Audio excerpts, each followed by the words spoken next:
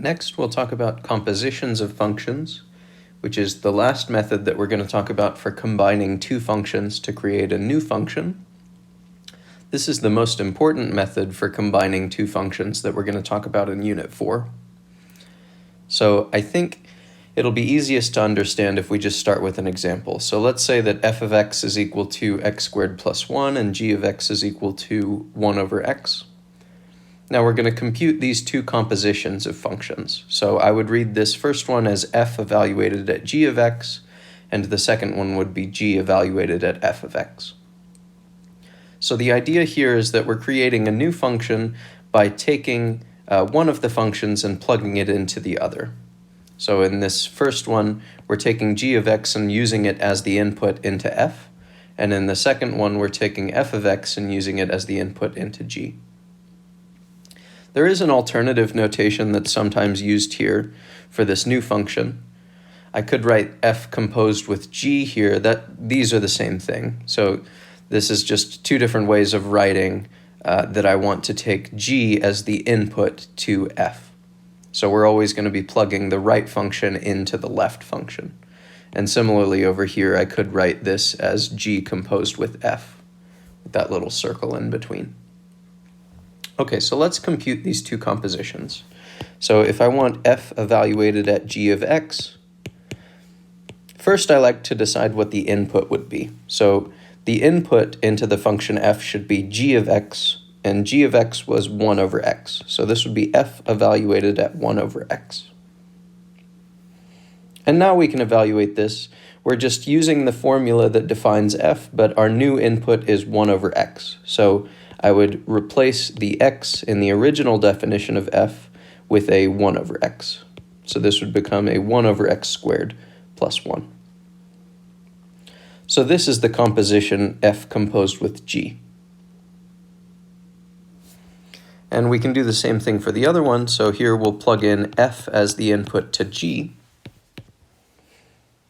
So again, I like to start by just figuring out what this input should be. The input should be f of x, so that would be x squared plus 1. And that means we're evaluating g at x squared plus 1. So our new input into g is going to be x squared plus 1. Because g is 1 over x, this will be 1 over x squared plus 1, because our new input is x squared plus 1.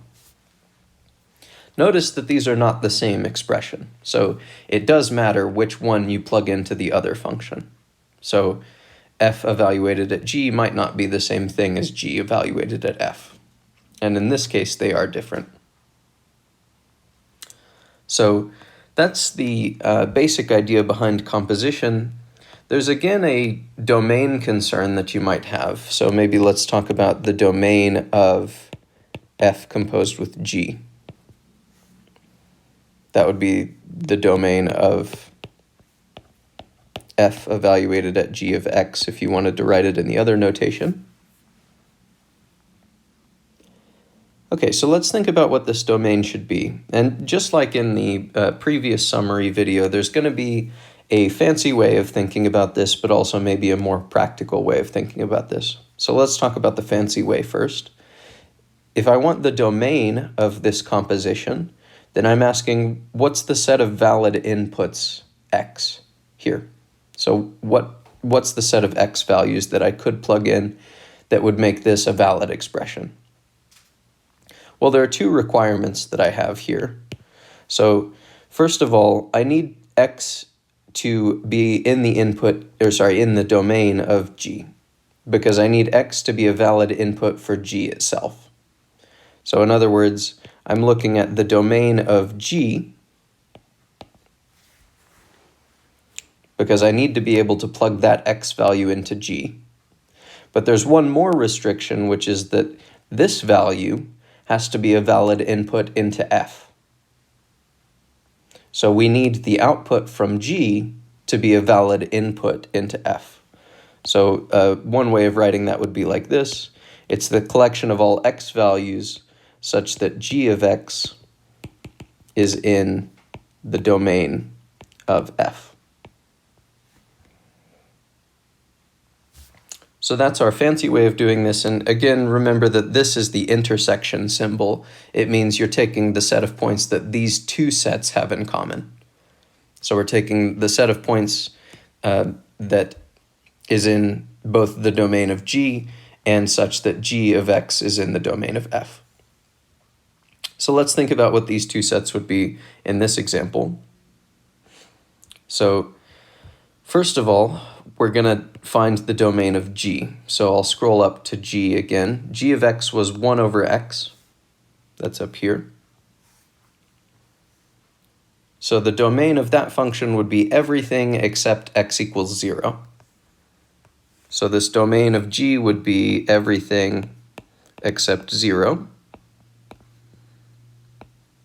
which you could write like that if you'd like. Together with all of the x values such that G of X is in the domain of F. So now let's think about what the domain of F would be. So again, I'll scroll up to see F. F of X is x squared plus 1, but that's a polynomial. So F of X is actually happy with any input that we give it. There are no bad inputs for F.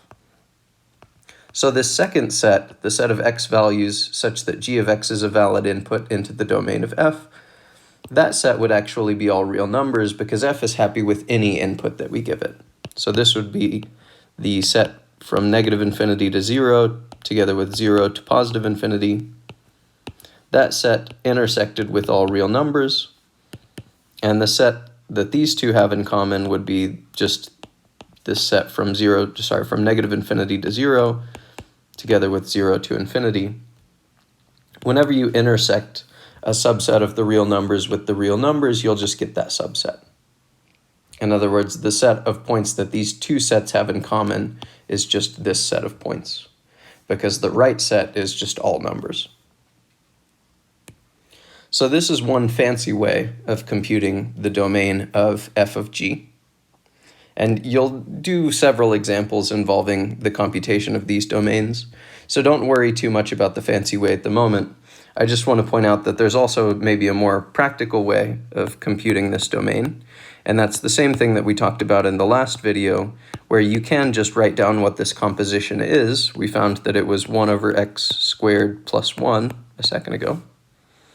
And then you can decide what the domain is by looking at the final formula that you get, rather than by using these fancy domain manipulations. So here I could just look at the output formula, which is 1 over x squared plus 1, and then I can decide what are the set of valid inputs to this expression. And those inputs would be everything except for x equals 0, which gives us another way of determining that the domain of f of g is going to be everything except for 0, which again we would write like this. Okay, and I'm happy with either of these approaches. I tend to recommend this one because it's a little more straightforward, and we've already been practicing spotting the domains of functions in this class. So you're probably a little more comfortable with this method. But just know that there is a more abstract method that you can apply, and it's based on just knowing that we need x to be a valid input into g, and then we also need this expression to be a valid input into f. And you can combine those conditions to then compute the